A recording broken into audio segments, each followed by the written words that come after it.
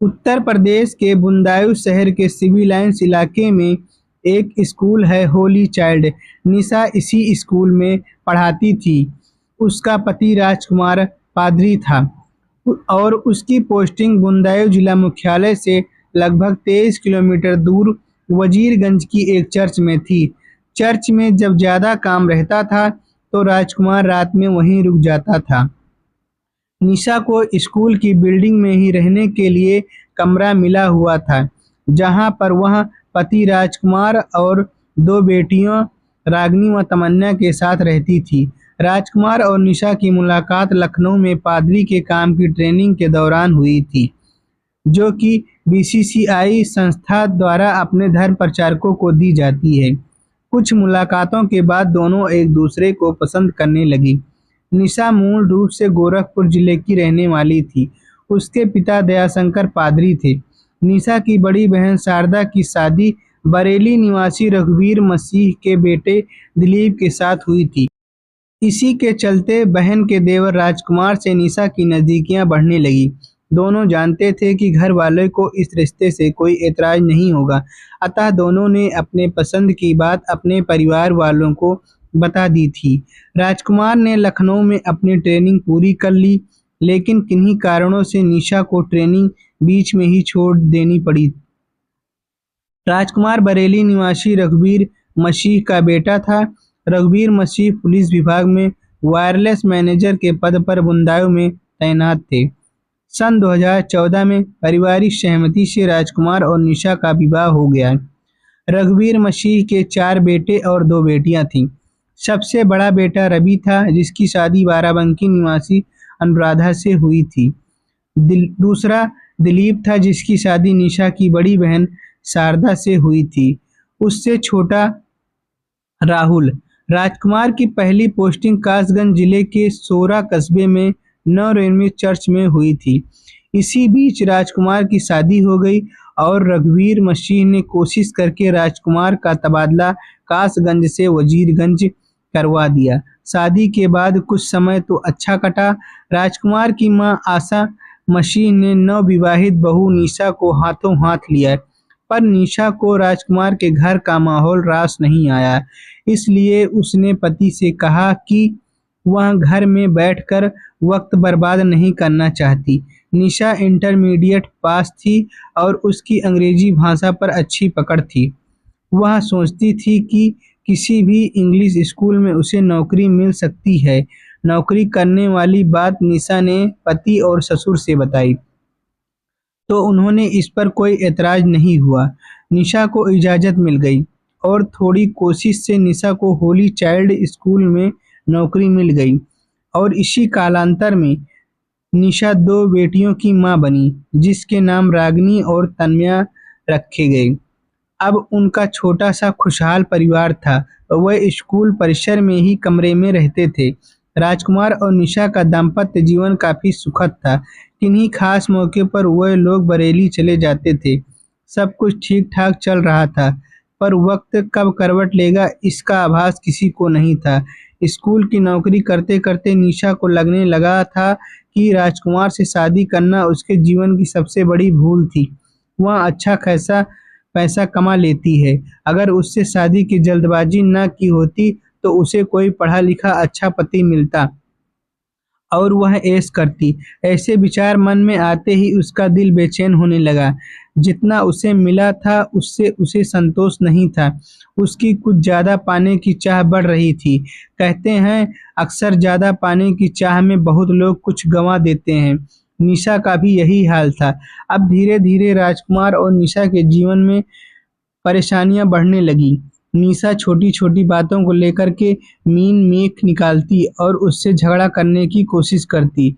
सीधे-साधे राजकुमार को हैरानी होती कि निशा को आखिरकार हो क्या गया है। एक दिन निशा ने कहा, तुम क्या थोड़ी पढ़ाई और नहीं कर सकते थे?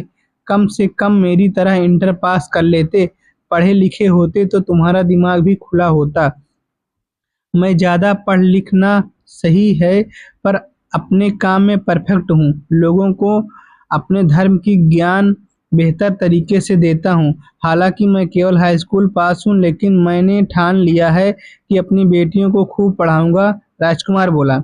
बेटियों की फिक्र तुम छोड़ो, यह सब मुझे सोचना है कि उनके लिए क्या करना है, निशा ने पति की बात काटते हुए कहा। राजकुमार तर्क करके बात बढ़ाना नहीं चाहता था, इसलिए वह पत्नी के पास से उठ गया। दोनों बेटियों को साथ लेकर वह यह सोचकर घर से बाहर निकला कि थोड़ी देर में निशा का गुस्सा शांत हो जाएगा। थोड़ी देर बाद जब वह घर पहुंचा तो निशा नॉर्मल हो चुकी थी। राजकुमार ने राहत की सांस ली। निशा ने राजकुमार को खाना लगा दिया। तभी स्कूल का चपरासी 20 वर्षीय अर्जुन आया और वह निशा को चाबियां देते हुए बोला, मैडम, मैंने तो बाकी ताले बंद कर दिए हैं, आप केवल बाहरी गेट का ताला लगा लेना, मैं घर जा रहा हूँ। अर्जुन, बैठो, चाय पीकर जाना, निशा ने कहा। निशा के कई बार कहने पर अर्जुन कुर्सी पर बैठ गया। अर्जुन बाबा कॉलोनी निवासी अमरेंद्र सिंह का बेटा था। वह स्कूल में चपरासी था और उसका छोटा भाई किरणेश स्कूल के प्रिंसिपल के घर का नौकर था। कुछ देर में निशा चाय बनाकर ले आई। चाय पीकर अर्जुन चला गया, लेकिन राजकुमार के दिल में कुछ खटकने लगा। उसने निशा से कहा, मुझे इस अर्जुन की आदतें कुछ अच्छी नहीं लगती। वैसे भी ये स्कूल का चपरासी है और तुम स्कूल की टीचर, अपने स्टैंडर्ड का ध्यान रखना चाहिए। निशा ने तुनक कर कहा, मैंने ऐसा क्या कर दिया जो तुम मेरे स्टैंडर्ड पर सवाल कर रहे हो? राजकुमार ने कोई जवाब नहीं दिया। वह बात को बढ़ाना नहीं चाहता था, लेकिन उस दिन के बाद निशा का ध्यान अर्जुन पर टिक गया।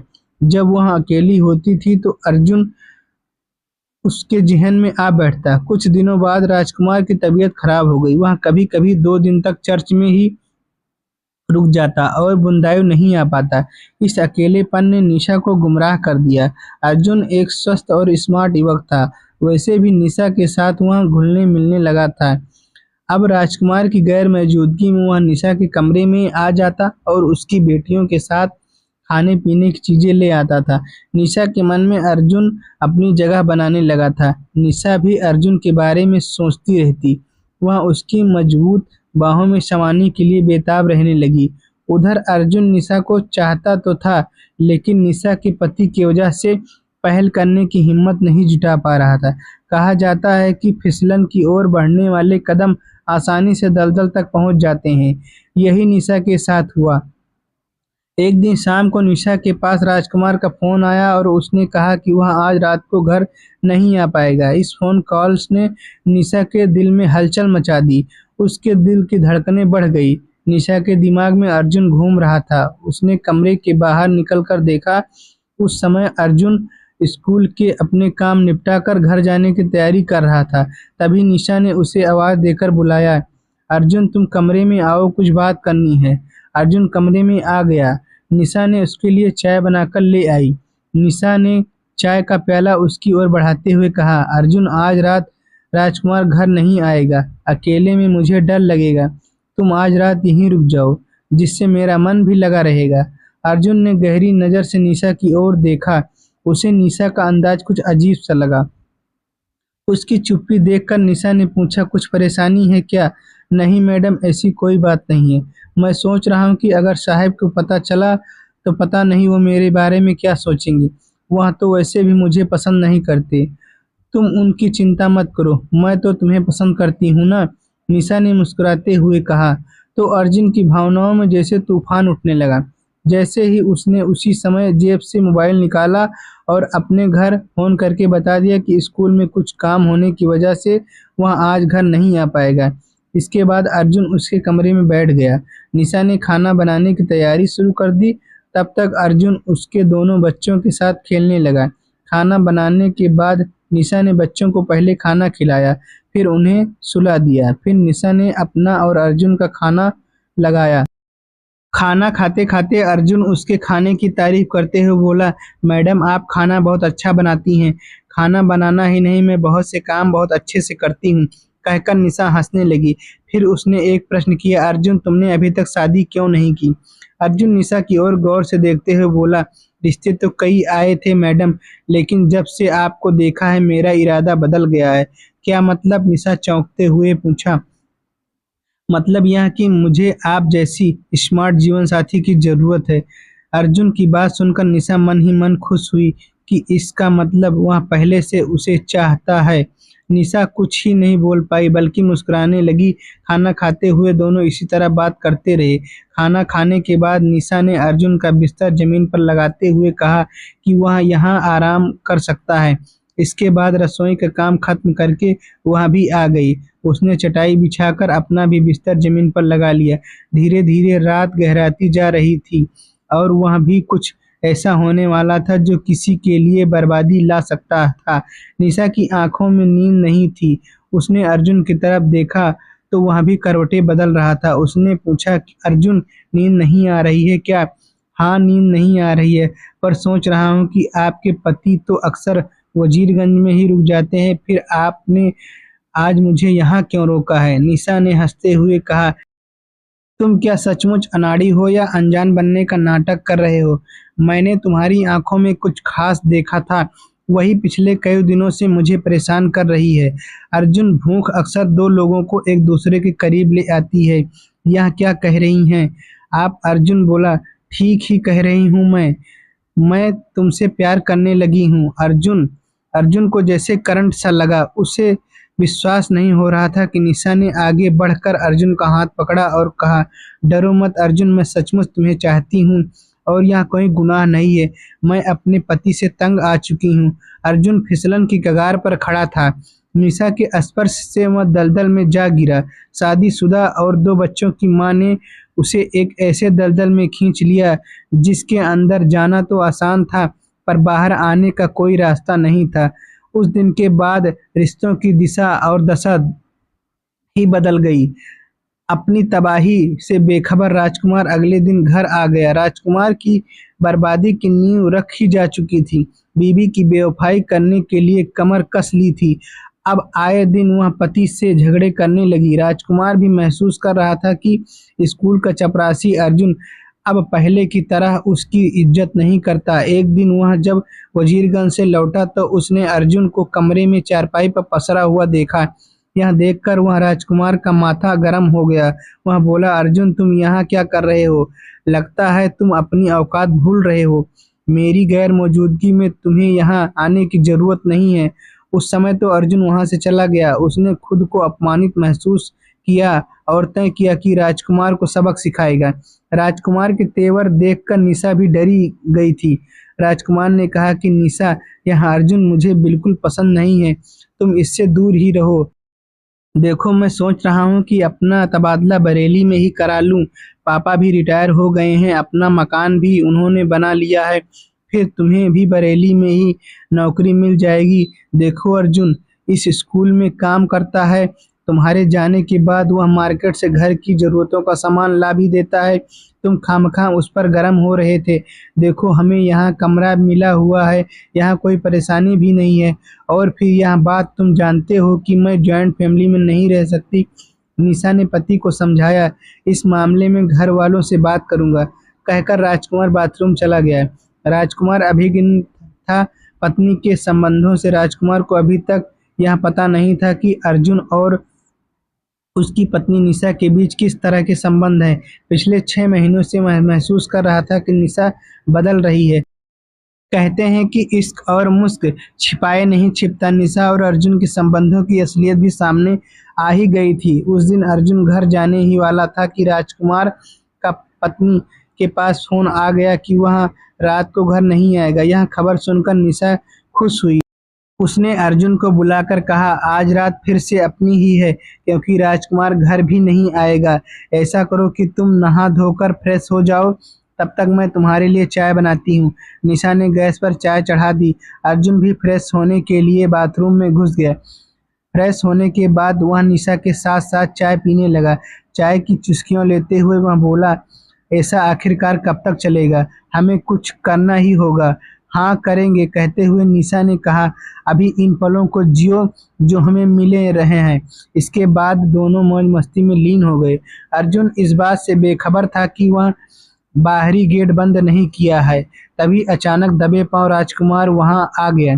बीबी को अर्जुन की बाहों में देखकर वह आग बबूला हो गया। उसने अर्जुन की टांग पकड़कर खींच ली और उसे कई तमाचे जड़ दिए।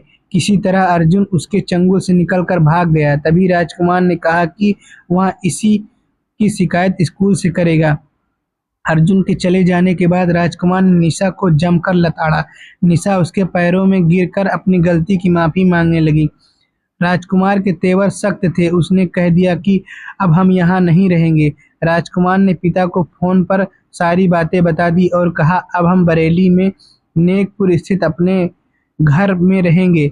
पति का फैसला सुनकर निशा परेशान हो गई। वह किसी भी हालत में बुंदाई छोड़ना नहीं चाहती थी। अतः उसने तय कर लिया कि वह पति के नाम के इस कांटे को जिंदगी भर से उखाड़ फेंकेगी।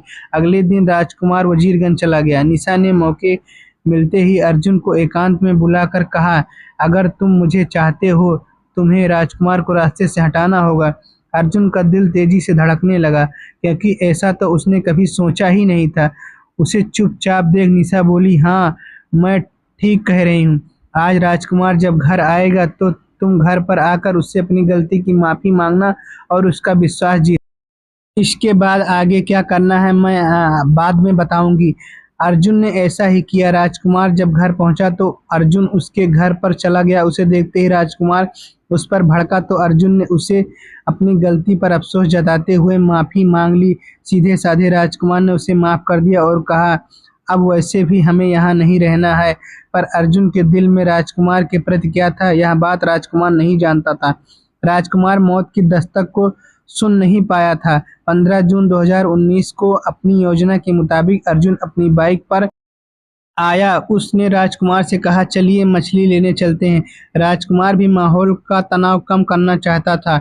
वह अर्जुन को माफ कर चुका था। साजिश से अनजान राजकुमार अर्जुन के साथ बाइक पर बैठ गया।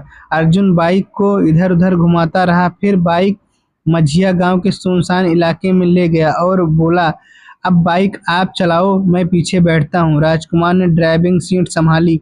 दोनों सारकवी रेलवे स्टेशन से कुछ ही दूरी पर पहुंचे थे कि बाइक पर पीछे से बैठे अर्जुन ने जेब से तमंचा निकाला और राजकुमार के सिर पर गोली मार दी। राजकुमार का बैलेंस बिगड़ा, वह बाइक समेत जमीन पर गिर गया। राजकुमार खून से लथपथ था। अब योजना के मुताबिक राजकुमार को रेलवे ट्रैक पर डालना था ताकि उसकी मौत ट्रेन एक्सीडेंट लगे। अर्जुन चाहता था ट्रेन एक्सीडेंट समझा जाए। खून से लथपथ राजकुमार को अर्जुन ने रेलवे ट्रैक पर डाल दिया। उसके कपड़े भी खून से लथपथ थे। रेलवे लाइन पर पड़ा राजकुमार तड़प रहा था। वह अभी जिंदा था, पर अर्जुन ने जो सोचा था वो नहीं हो सका। कासगंज से बरेली जाने वाली ट्रेन तब तक गुजर गई थी। अब सुबह 5 बजे से पहले वहां से कोई गाड़ी निकलने वाली नहीं थी। अर्जुन ने बाइक स्टार्ट की और घर आ गया। खून से सने कपड़े उतारे। कपड़ों पर लगा खून देखकर घर वाले सन्न रह गए। उन्होंने अर्जुन से जब सख्ती से पूछताछ की तो पता चला अर्जुन ने राजकुमार का कत्ल कर दिया है। अर्जुन ने अपने कपड़े धो डाले और घर वालों से सख्त लहजे में कहा कि कोई भी अपना मुंह नहीं खोलेगा। उसने निशा को काम हो जाने की खबर फोन पर दे दी। रात जैसे तैसे गुजर गई। सुबह मॉर्निंग वॉक पर निकले लोग ने रेलवे ट्रैक पर लाश देखी तो किसी ने भी इसकी सूचना रेलवे पुलिस को दे दी। पुलिस वहां आ गई और लोगों से लाश की शिनाख्त कराने की कोशिश की, पर उसकी शिनाख्त नहीं हो पाई। सिविल लाइंस थाने की पुलिस भी वहां पहुंच गई।